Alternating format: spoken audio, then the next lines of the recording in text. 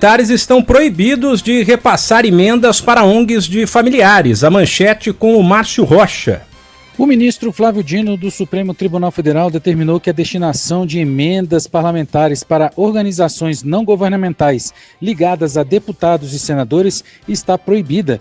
Na decisão, ele afirmou que não é compatível com o regime republicano que parlamentares possam destinar emendas a entidades vinculadas a familiares, direta ou indiretamente, transformando recursos públicos em moeda de afeto, conveniência ou lealdade pessoal. Além disso, afirmou que a contratação de parentes até o terceiro grau na administração pública para cargos de comissão, ou seja, sem concurso, é proibida e que isso pode representar um caso de improbidade administrativa. Na mesma decisão, Dino também determinou que os Ministérios do Desenvolvimento Regional, da Gestão e Inovação, além da Controladoria Geral da União, devem elaborar uma nota técnica sobre a execução dessas emendas. Olha, esse caso é inacreditável, o que está acontecendo. É surpreendente que você precise de um ministro do Supremo Tribunal Federal, um bedel, né? Flávio Dino está virando um bedel das emendas parlamentares, porque toda hora tem um deputado, um senador, toda hora o Congresso Nacional está tentando dar um passa-moleque nele.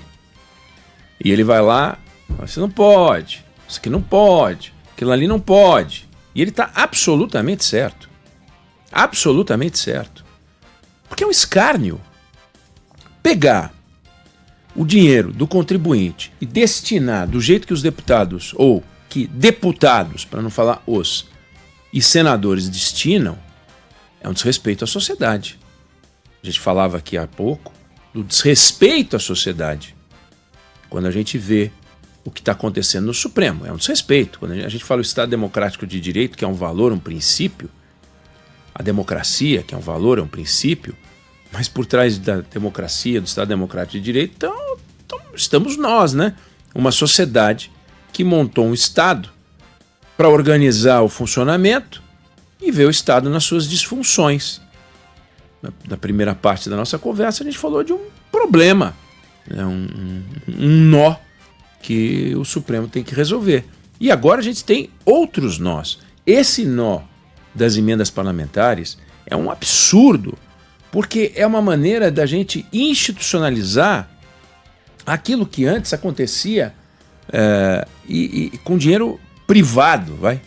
O camarada ia se alimentar em empresas privadas, fazia um toma lá da cá, só que ele fazia o seguinte, ele pegava, estou falando dos que desviam, né?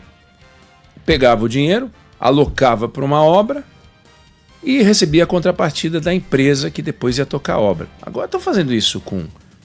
Agora não, mas estão fazendo isso com ONGs, estão fazendo isso com essas entidades.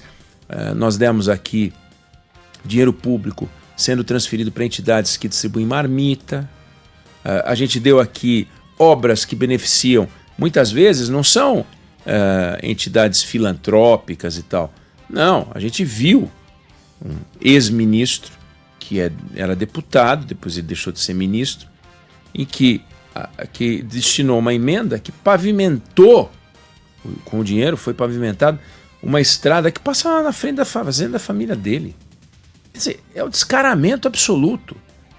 E mesmo quando não é um favorecimento direto, a minha fazenda, a cidade onde eu obtive mais votos e tal, é o uso eleitoral podre, é o uso eleitoral porco, baixo. A gente lembra, brincando, né, ou com uma certa ironia, houve um tempo que tinha o voto de cabresto, houve um tempo em que o camarada falava, você está com a metade de cima da dentadura, depois que você votar eu te dou a metade de baixo. Mas não é muito diferente, em alguns casos aqui não é muito diferente. E eles têm 60 bi, 50 bi, para torraram em 2025 e vão torrar em 2026 bilhões de reais. É um dinheiro que não existe. Um dinheiro que simplesmente não existe. E eles vão lá e usam como eles querem. Aí o Flávio Dino pegou esse assunto, volto a dizer, acertadamente, proibiu o orçamento secreto, que era a emenda que o relator do orçamento destinava em acordo com os deputados, que não diziam qual era o nome, mas ele alocava. Isso aqui vai para cidade tal, a pedido do deputado A, mas que não vai aparecer o nome dele. E a rastreabilidade é pro vinagre, não tem rastreabilidade, não tem. Aí o Dino falou, não pode, emenda secreta não pode. Aí criaram a emenda PIX, que vai lá pro caixa do município e lá ela se perde. E você não sabe para. Então, uma você não sabe de onde vem, a outra você não sabe para onde vai. Quer dizer, passa moleque, né? O Flávio Dino fala, vocês estão brincando comigo. Vem pro pau, cospe aqui. Numa, não sabia de onde vinha. Agora vocês não querem que eu saiba para onde vai? Vocês são loucos. Aí criaram outra, a emenda paralela. A emenda paralela é espetacular. O que é a emenda paralela? Você já coloca no orçamento, numa combinação, sem que fique claro que aquilo foi uma emenda parlamentar. Como que entrou aquilo? Já entrou no orçamento ali, a gente não fica sabendo. Isso não é uma prática de hoje, tá? Já se fazia isso há muitos governos. Teve um ano, 1992, que houve a CPI dos anões do orçamento. Acho que foi em 92 a CPI dos anões do orçamento. Se eu estou enganado, Fiat, CPI dos anões do orçamento. Você me ajuda? CPI dos anões do orçamento. O que foi a CPI dos anões do orçamento? Foi o ano de? 93. 93, exatamente. CPI dos anões do orçamento é o seguinte, chamava anões do orçamento porque a maior parte dos parlamentares que apareceu ali eram pessoas de baixa estatura física e, naturalmente, de baixa estatura moral, mas ganhou esse apelido por causa da altura deles. Mas o que faziam os anões do orçamento? Eles inseriam os seus pedidos de emenda nos diálogos com o governo na fase em que o orçamento ainda estava no Departamento de Orçamento da União, no DOU, Departamento de Orçamento da União, que é ligado à Secretaria no Ministério do Planejamento. Eles enfiavam as emendas deles e quando o orçamento ia para o Congresso Nacional, aquele grupo de parlamentares já tinha colocado as suas emendas na proposta orçamentária, enganando todo o Congresso Nacional e fazendo um trabalho útil, porque estes que eram os reis das emendas já tinham suas emendas aprovadas, sem que ninguém soubesse. E aí eles passavam a defender o orçamento do governo sem alteração, criando um certo constrangimento no Congresso, porque afinal, se esses que eram os reis de pedido de orçamento não estão pedindo emenda orçamentária, nós temos que nos cuidar. Só que naquele tempo as emendas orçamentárias não eram obrigatórias.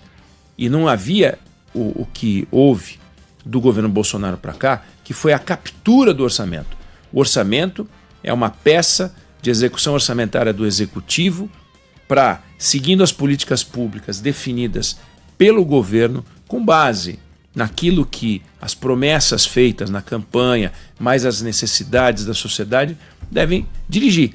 Não é para ser uma peça do Legislativo. O Legislativo não foi eleito para isso. O Legislativo não tem esse poder em lugar nenhum do mundo.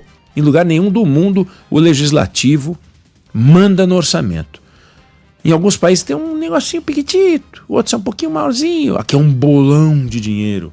Tem ministério, tem área do governo, em que 80% do dinheiro discricionário, de livre empenho, está na mão dos parlamentares. É um escândalo.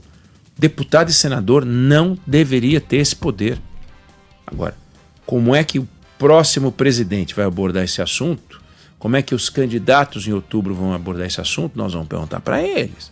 Nós vamos perguntar. Aqui na Band News FM nós vamos perguntar. Quando a gente fizer sabatina, nós vamos perguntar quando a gente fizer debate.